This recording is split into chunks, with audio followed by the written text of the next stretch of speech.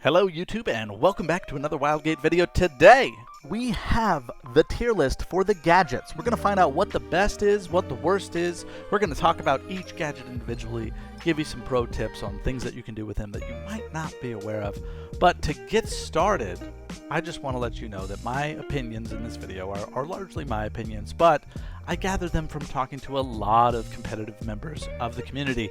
If you're looking for crewmates that want to play this game competitively but in a fun way, check the description for the Discord invite. Go ahead and join Monolith and start playing with some friends. Make some friends. You know, be social. You know, talk. Use your microphone. It's 2025, guys. Okay, stop being antisocial. Anyways, up first we've got the drill charge. So the drill charge is the border's best friend. This is the cream of the crop. I really play aggressive. If you guys have watched any of my footage, you know that I love to play Ion. I love to play K. Go on board, use the drill charge. It is super good. But when I'm talking about tier lists and I'm looking at the game holistically, that's not the only play style. There's a lot of people that enjoy playing defensively, playing from a turret position on the ship, or being the repair guy. So the border is not the only role. But the drill charge is only good for that role. So I can't give it S tier because it's not good defensively at all. You're never using it on your own ship. I will throw it in A tier. It is really, really good and allows you to make some crazy plays, but it is not S tier, unfortunately. Now the teleport reloader.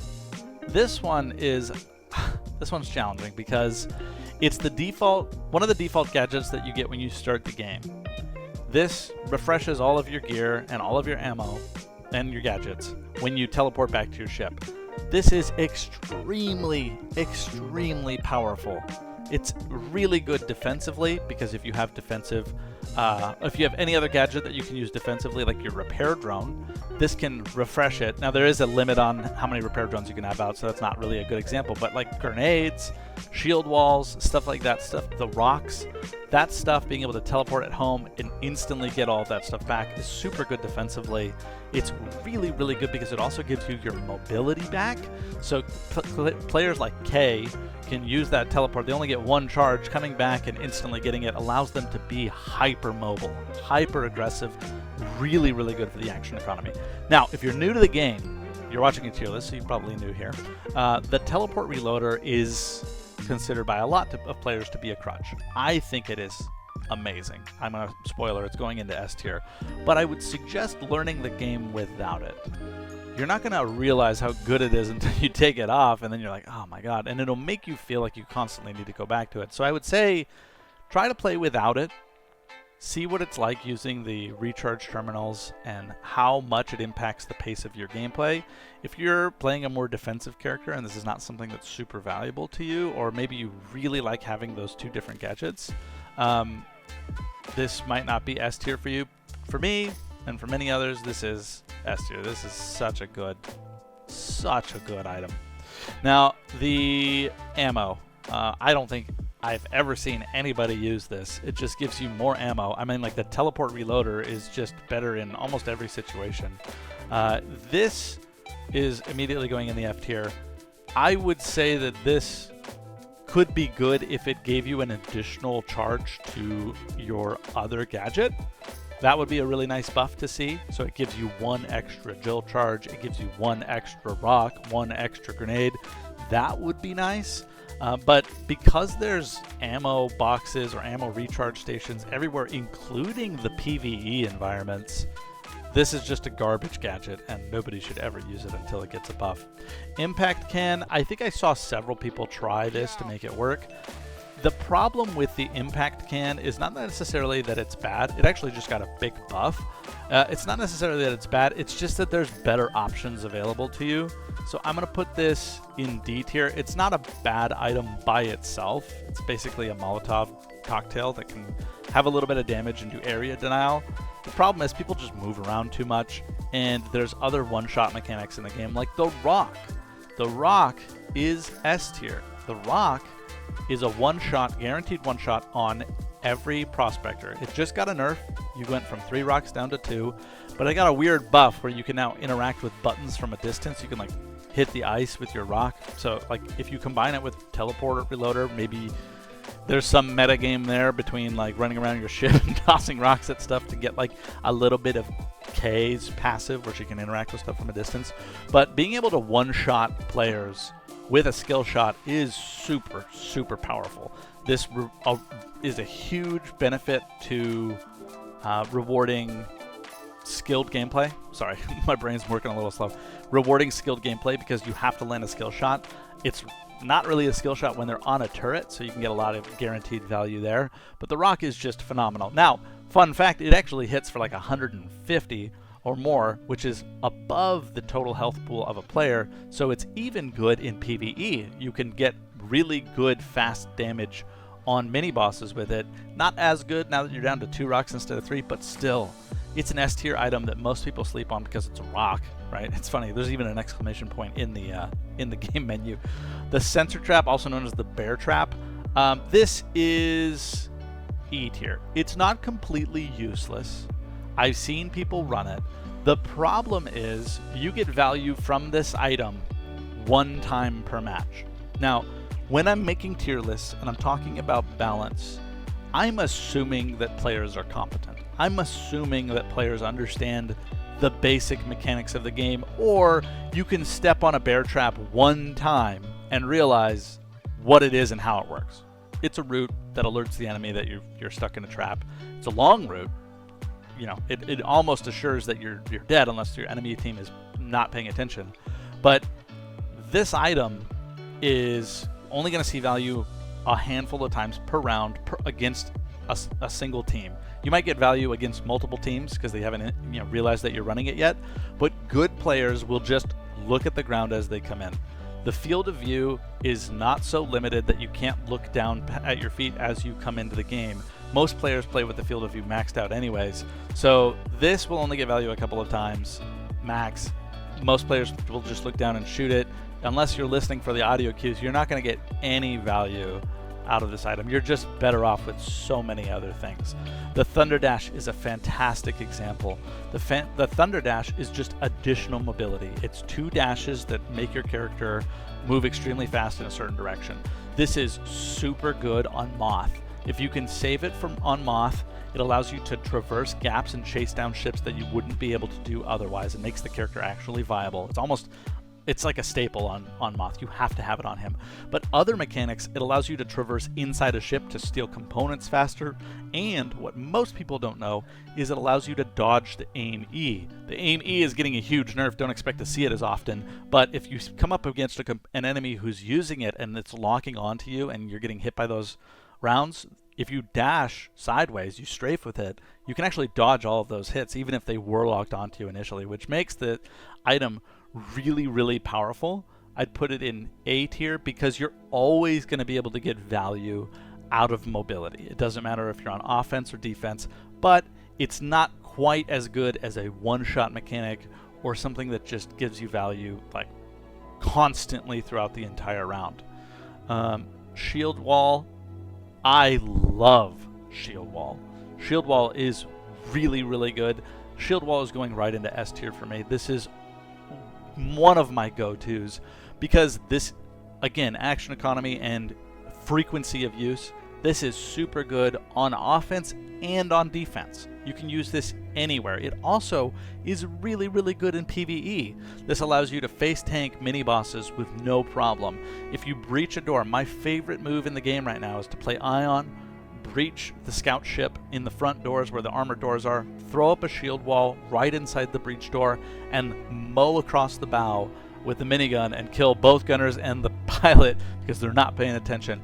If they turn to face me, they got to shoot through the shield to get to you. I expect the shield wall to get a nerf. I expect it to lose its one-way capabilities, but until it does, this is a borders like bread and butter, and it's also super good defensively. If you know somebody's coming through a door, you hear Ion giving you the knock before he comes in, throw up a shield wall, you have time to deploy it, and you'll win the trade. This is, because the time to kill in this game, going a little bit longer on the shield wall because it's so good, because the time to kill in this game is generally so short, the shield wall is your answer to 1vx.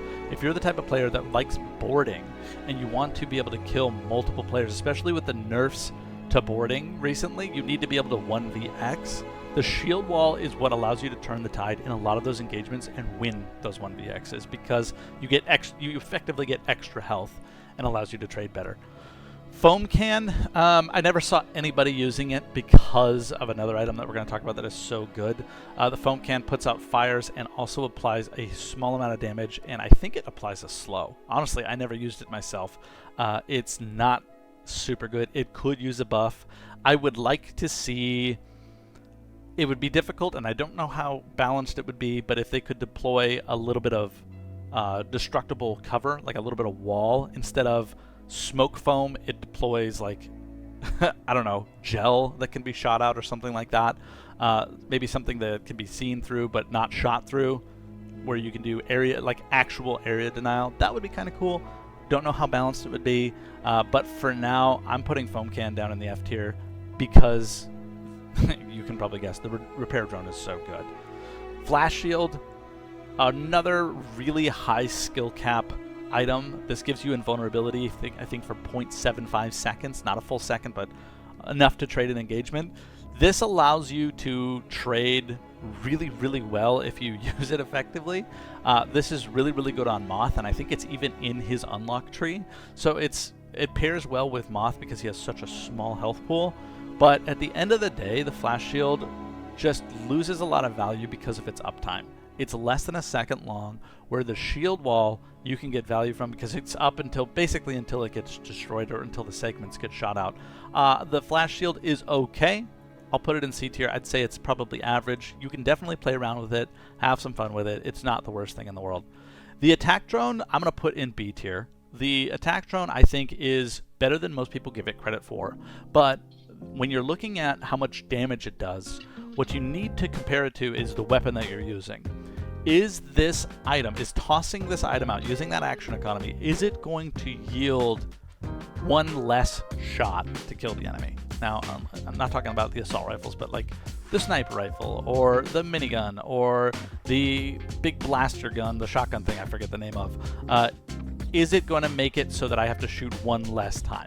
Because that damage is automatic, it's really nice to be able to like throw it in a window. This is really good to throw in on the pilot after you break a window. It denies the hitting of ice or turning off the reactor. It's a really good way to kind of area deny with that and get chip damage in, but it's not going to turn the tide in a lot of those engagements. It is nice automatic damage. It's fun to play with, but at the end of the day, would I rather have a shield wall? Yeah, most of the time, yeah. Blast can, honestly, I think this is better than I think it would be. This is a really skill-intensive grenade. It bounces, it goes really fast, it goes really far. The AoE is decent, but it's honestly hard to land. I'd say this is better than the impact can because of the amount of damage that it does, but not by much. Now, I do have a clip, and I'm going to put up a short to show you guys. If you breach in the back door of the scout, you can actually bounce off the front wall to hit anybody that's in the turret. And I'm sure that there's going to be a lot of other players, much better than me, that figure out bounce locations. Now, if you can figure out the bounce locations and commit to figuring out how this item works, this item could very easily jump up to S tier. This item could be phenomenal. I'm just not that good. So for me, and for what I feel like the most of the average player base, it's going to be in the middle of the road.